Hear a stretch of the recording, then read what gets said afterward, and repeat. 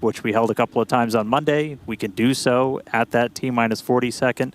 We're not currently tracking any issues that would hold us there, but if we do run into that, we can hang out for a couple minutes. That would be the point in the countdown, as we mentioned on Monday. That T-minus 40 second point is when we can pause to hold for final checkouts or pressurizations if necessary. But once we pass that T-minus 40 second mark, a number of things are going to occur in rapid succession. The ground spin and ignition systems will come up to flight pressure. The ship goes to internal power. And after that, the quick disconnect or QD arm lockout, that's removed in preparation for retraction shortly after T0. Once we pass T-minus 40 seconds, as we saw on Monday, we had the ability to recycle the count under certain conditions back to that T-minus 40 second mark and hold there to assess what happened and if we're able to proceed to T0.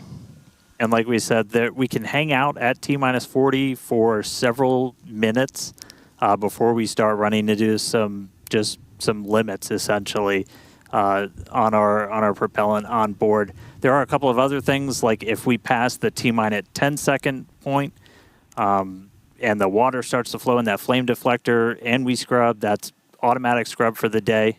Oh, there's our TVC, our thrust vector control checkout. It's got a little bit of a wiggle there on those inner Raptor engines, those 13 inner ones, which are going to be used for that boost back burn and the landing burn. So cool to see those. Yeah. I love that shot. We don't have that on Falcon. It's just so cool to see really the business end of the Super Heavy booster.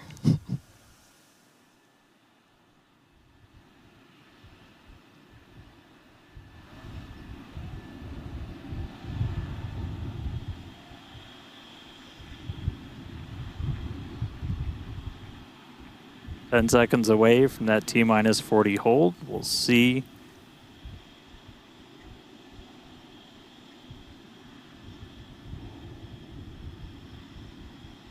All right, we are going to hold at T-minus 40. We're watching the temperatures on the ship right now for the ship fuel. Sounds like they're working through that. We might be able to release that hold shortly.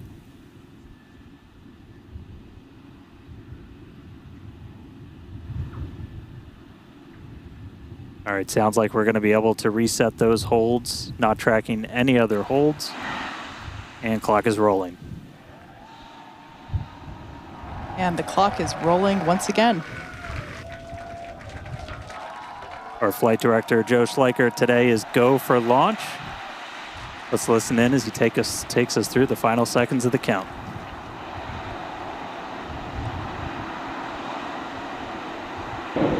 T-minus 8, 7, 6, 5, 4, 3, 2, 1.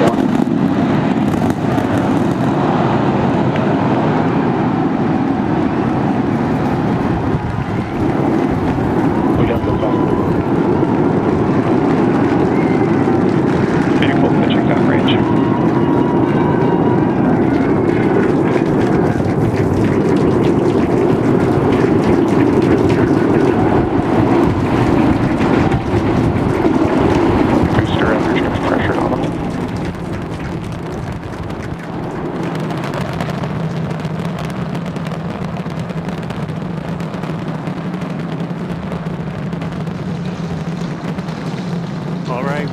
A little over 40 seconds into the flight. We are seeing 33 out of 33 Raptor engines ignited. Boosters pushing us downrange.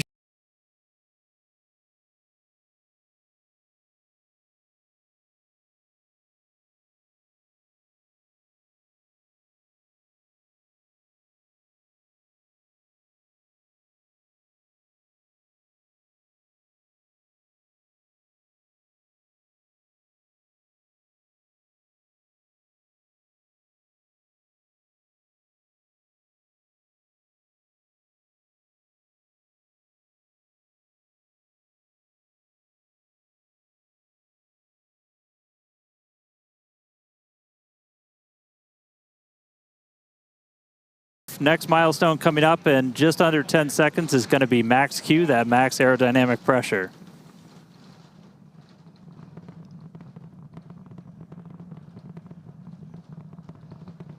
Max Q.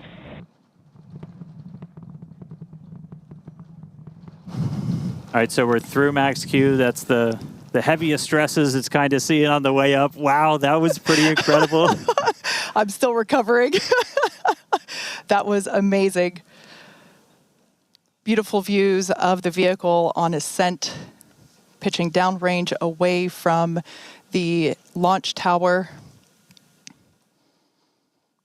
Next thing coming up is hot staging. So we're going to look for 6 engines to ignite on ship while we're still attached to the top of the booster. We'll see all but those 3 center engines shut down on booster.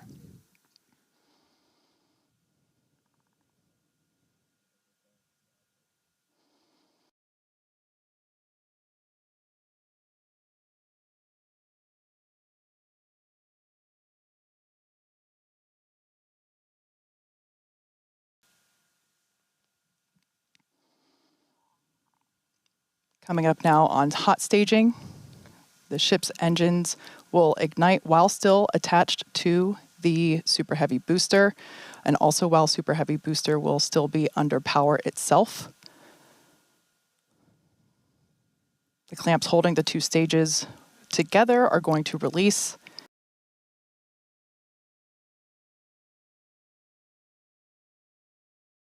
Booster engine cut off. Ship engine startup. Stage separation. Boost back burn startup. There we go. Ship engines, all 6 Raptors ignited. We're doing that boost back burn. Looks like we got 11 of the 13 that we command for that, so that's going to start sending the booster back. We are still go for booster return, even with 2 Raptors out during that boost back. We can do a full duration one. But chamber push is nominal. looks like we got a ship, 6 engines heading into space, and then we got a booster hopefully on our way back. How's everything, Chris? Everything is looking good. The crowd eagerly followed that ascent and now watching the booster coming back. So as you can see on the left-hand side of your screen here, that is ship continuing. And that's a great view of ship continuing on its way to space. They're looking, that's inside the camera, inside the aft skirt, looking at the Raptor vacuum and the sea level engines. The sea level ones there in the center of your screen under our T+ clock. You can see our boost back burn. We're down to 3 engines on the boost back burn. And you can see ship on the right-hand side of that telemetry with 6 engines lit, continuing its ascent to orbit, already over 100 kilometers in altitude. The booster 87 kilometers in altitude and continuing its trek right now back to the landing site.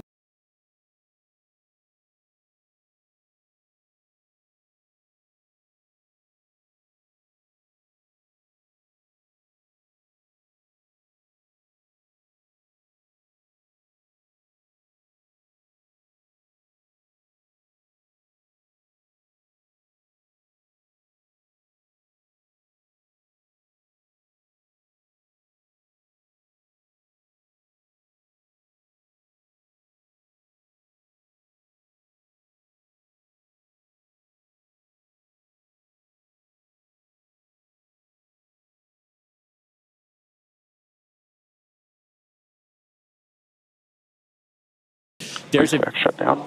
And we just heard a good call out for boost back shutdown. The next thing we should see on our screen is the separation of the hot stage from the Super Heavy booster. We jettisoned that because we do not need it for the landing, but on future iterations of the Super Heavy, that hot stage ring will be incorporated into the booster and we will get it back. But for today, you can see it on the right-hand side of your screen there, just separating off of from the right-hand side of the booster. You can also see the booster doing its liquid oxygen dump there, which is exactly what we would expect for it to do as the booster gets itself configured for the landing here.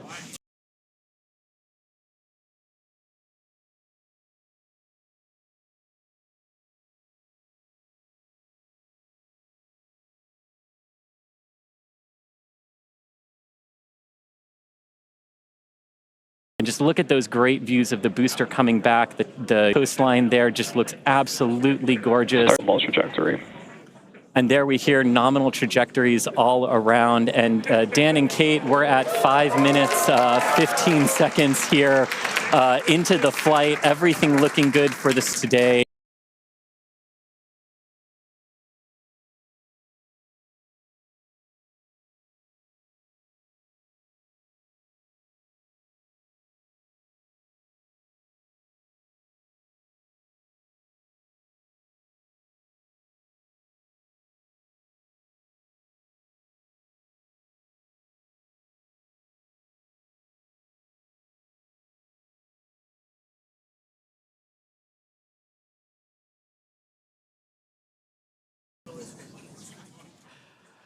Go. It was incredible, Chris, to be able to see the mock diamonds with my own eyes. That was amazing. We are standing by for return of booster.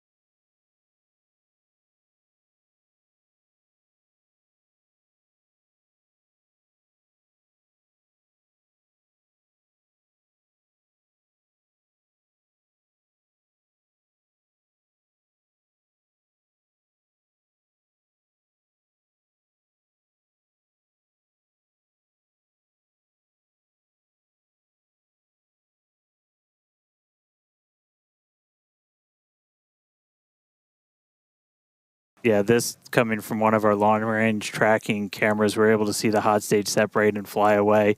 So coming up in just about 30 seconds, we're going to look for the landing burn. We're going to command those 13 inner and middle ring engines to turn on.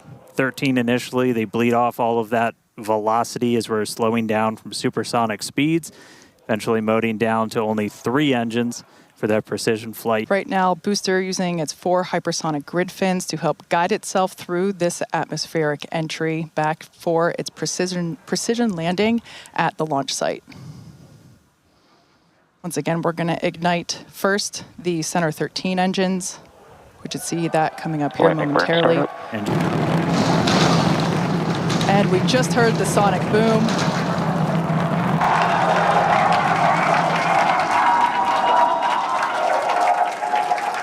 Stuck the landing. Wow. That will never get old. All right. We saw 12 out of 13 light for that landing burn. Booster still able to make its way with that final precision burn.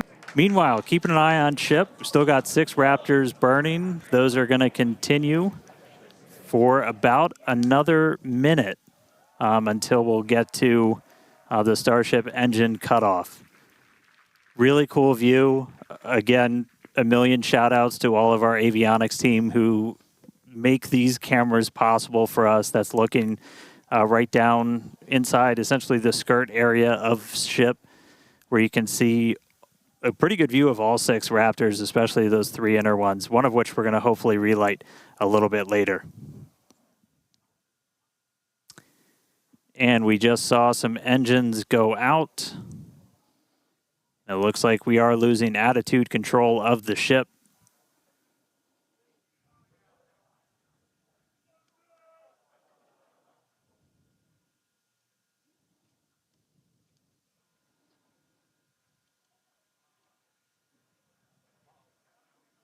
Ship FTS is saved. So we're still getting video down from the ship. You can see we've lost several engines and we've lost attitude control of the vehicle.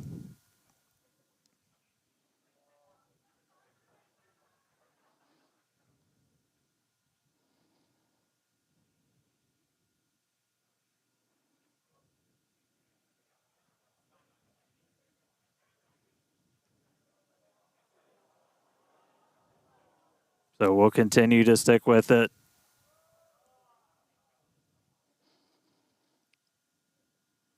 For those of you that